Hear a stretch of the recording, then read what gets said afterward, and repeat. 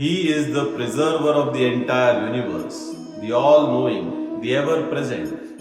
He is the all-pervading, without and within. He is the master of all. He is the supreme Lord of this world. He shows Yashoda, the whole Brahmand of creation is within him. He shows Arjuna, the Vishwarup Darshan, which shows everything is within him. He is the supreme controller, and yet such a supreme controller, supreme Lord, supreme master Krishna steals Makhan, that is butter. Why? This video is our humble attempt to answer that. Why does Krishna steal Makhan or butter? Tamasoma Jyotirgamaya.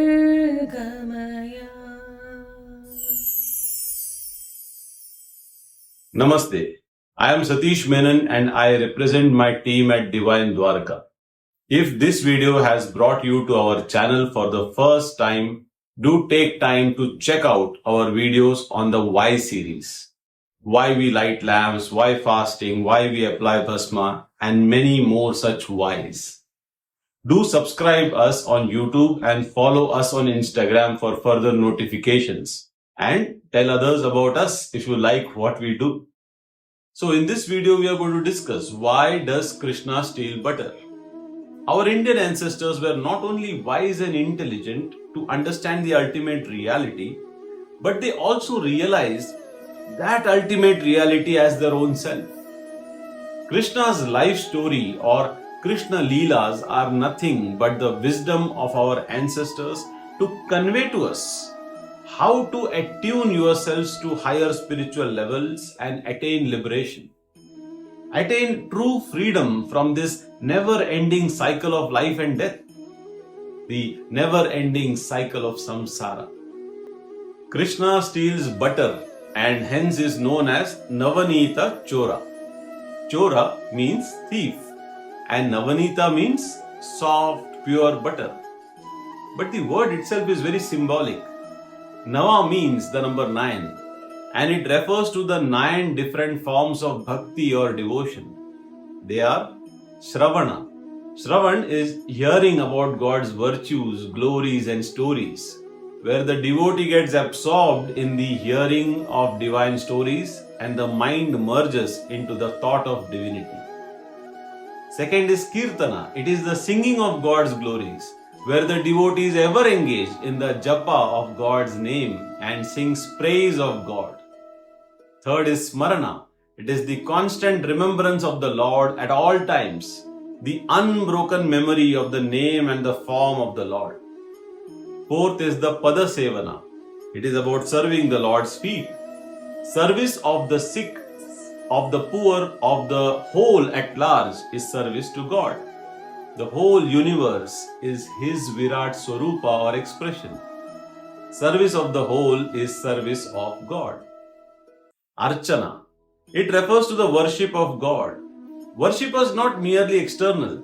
It is an internal state or bhav where one's heart is purified through the surrender of ego and love of God. Sixth is Vandana. It is the process of prayer and prostration humbly with faith and reverence. Bowing humbly means recognizing God in everything and letting your ego melt. Dasya. When one serves God, he carries out His wishes and offers every action you do to Him alone. Eighth is Sakhya. It is the cultivation of friend sentiment with God. Friends of Krishna in his childhood had his bhakti. Arjuna cultivated this kind of bhakti. To be always with Lord, you treat Him as one's friend. Sakhya. Sakhya bhava would mean one would take up any work of God eagerly and importantly, just as one does for a friend. Ninth one is Atma Nivedana. It is the act of complete self-surrender. The devotee offers everything he has to God, including his body, his mind and soul. He loses himself completely. He has no personal and independent existence now. God shall take complete care of the bhakta. I am yours, says the Bhakta. So you see, pure butter is called as Navanita, which refers to the 9 forms of bhakti or devotion. Does this form of bhakti come easy? Not always. If we go to the source of the butter or the process of making butter, you would realize the depth of this symbolism. The source of butter is milk.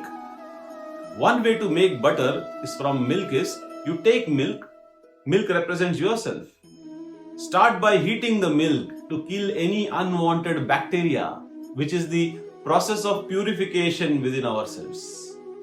Then milk must be cooled for optimal temperature to it become curd or yogurt. This is where the guru's role becomes so important.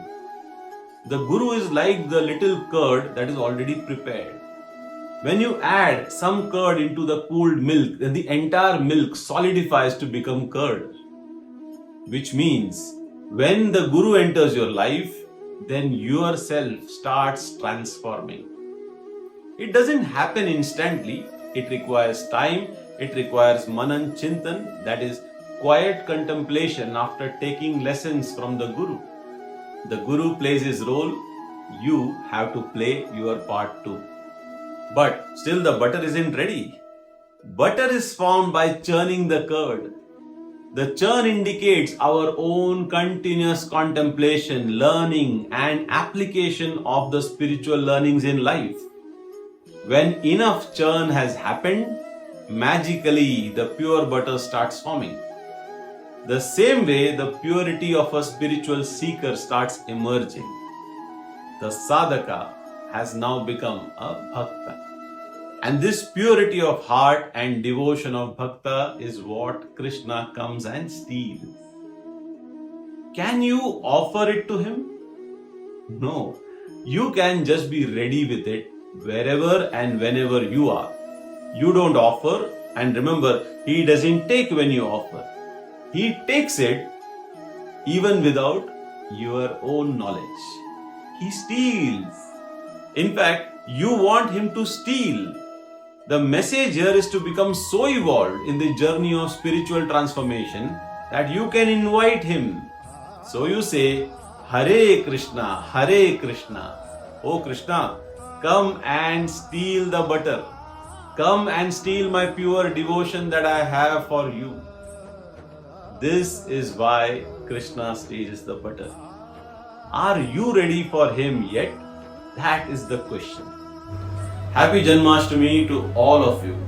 If you wish to learn the Bhagavad Gita online from me, you can reach out through WhatsApp or email me at divinedwarka@gmail.com. And if you do have any why in your mind you can think of that we can make videos on, please do comment and let us know. Hare Krishna.